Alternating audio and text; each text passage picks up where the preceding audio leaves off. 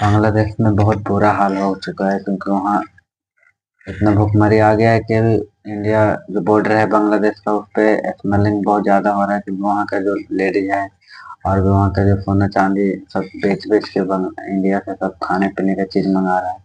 और वहाँ का 10 लाख जो नौकरियाँ था वो तो सब चौपट हो गया क्योंकि वहाँ का पूरा कंपनी बंद हो चुका है। और ये वीडियो देखते हैं। बांग्लादेश जल्द ही कंगला देश बनने वाला है। पिछले 4 महीनों में 10 लाख बांग्लादेशी बेरोजगार हो चुके हैं क्योंकि टेक्सटाइल इंडस्ट्री सारी तबाह बर्बाद हो चुकी है। मंडियां सारी वीरान पड़ी है। इंडिया ने ऑटो पार्ट्स के एक्सपोर्ट पर बैन लगा दिया है। अब खबर निकलकर सामने आई है कि इंडिया के फॉरेन मिनिस्टर डॉक्टर जयशंकर 6 रोजा दौरे पर अमेरिका जा रहे हैं और अभी डॉक्टर जयशंकर यूएसए पहुंचे नहीं कि ट्रंप की मोहम्मद यूनुस को कॉल आ गई है।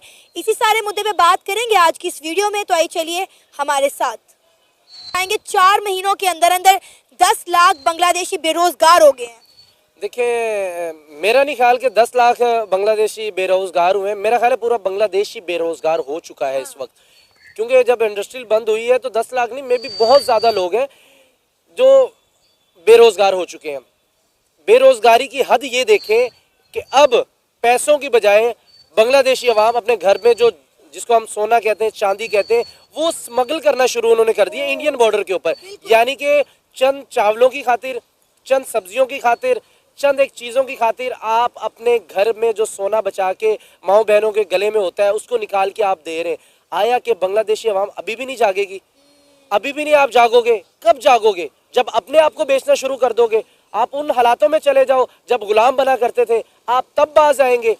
मेरी कोई जाती दुश्मनी नहीं बांग्लादेश के साथ, मेरा कोई नुकसान नहीं बंगालियों ने किया, लेकिन बंगालियों को मैं ये एज ए अपने एक ब्रदर होने के नाते, एक भाई होने के नाते, हमारे मुल्क किससे गए यार, खुदा का खौफ खाओ। किस जाहिलियत की हद तक आप जा रहे हो, उस हद में आप जा रहे हो जहां से अपने वापस नहीं मुड़ना। ये अब आप भूल जाइए कि आपने एक दफा पाकिस्तान से ताल्लुक खराब किया तो आपको इंडिया ने सपोर्ट किया।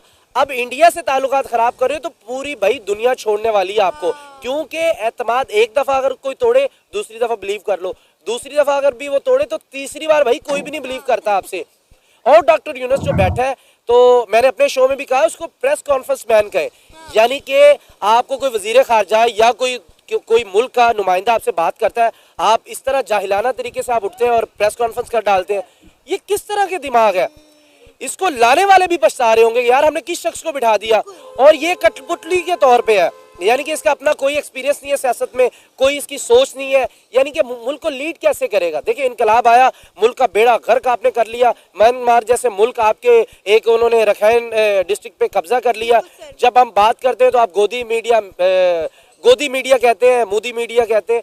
यार आपने सबसे जो बड़ा मुझे आज दुख हुआ ना सना मैम, यकीन करें मेरी इतनी दिल आज़ारी हुई कि मैंने अपने प्रोग्राम में बात की और उसमें ऑडियंस ने भी हिसाब लगा लिया कि मैं रंजीदा था और मैं शर्मिंदा था इस बात पे कि इस्लाम का जिस तरीके से इन्होंने मजाक बना दिया ना, इस्लाम का जो चेहरा दिखाया, यकीन करें कि मेरा जो दिल है वो आज पूरा दिन इस तरह दुखा है ना कि यार आप एक पंडित को बच्चे के सामने, मतलब बाप के सामने आप बच्चे को बांध कर उसको आप कत्ल कर रहे हैं।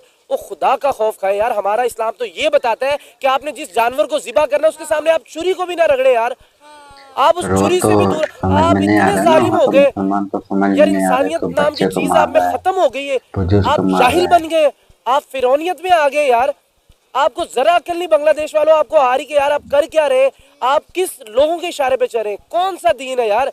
अल्हम्दुलिल्लाह मुझे भी दीन का पता है। मुझे वो कमेंट सेक्शन के अंदर वो लेक्चर दे दें, वो किताब भेज दें पाकिस्तान के अंदर, जिस दीन को मैं पढ़ सकूं, कि जिसके अंदर औरतों का रेप करना जायज़ है, जिसके अंदर बच्चों को मारना जायज़ है, जिसके अंदर आप इबादत गाँव को जलाना जायज़ है, जिसके अंदर आप किसी भी, देखिए जैसे हमारा इमाम मस्जिद है, हमारी इज्जत है, हम उसके पीछे नमाज पढ़ते हैं, हम उसके पीछे अल्लाह अकबर कह के नमाज पढ़ते हैं। इसी तरह पंडित के पीछे खड़े होते हैं उनके हिंदू कम्युनिटी के लोग।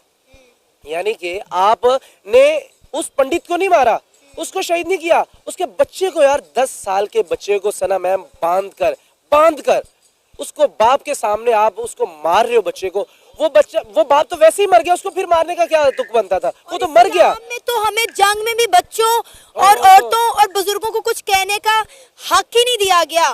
कहा गया कि अगर जंग भी है तब भी औरतों, बच्चों और बुजुर्गों को आप कुछ नहीं कह सकते।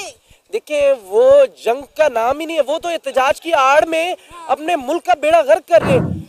अफगानिस्तान से देख रहे, आप सीख लें, आप रोहिंग्या मुसलमानों से सीख लें, और खुदा का खौफ खाओ यार, इस्लाम का चेहरा बिगाड़ है। और मैं बड़ा शर्मिंदा हूँ, मैं दिली तौर पर, मैंने आज तक कभी ये काम नहीं किया जो अब मैं करने लगा हूं। मैं हाथ जोड़ के माफी हिंदुस्तान से मांगना चाहता हूँ यार, हमारी मुसलमान कम्युनिटी ने आपसे जुल्म किया। अगर अब हिंदू रिएक्ट करते तो मैं किस मुंह से हिंदुस्तान पे ऊपर तनकीद करूंगा, मैं किस मुंह से मैं हिंदुस्तान को क्रिटिसाइज करूंगा, मैं किस मुंह से मैं सनातन धर्म को ये कहूंगा कि यार आप ज्यादती करें।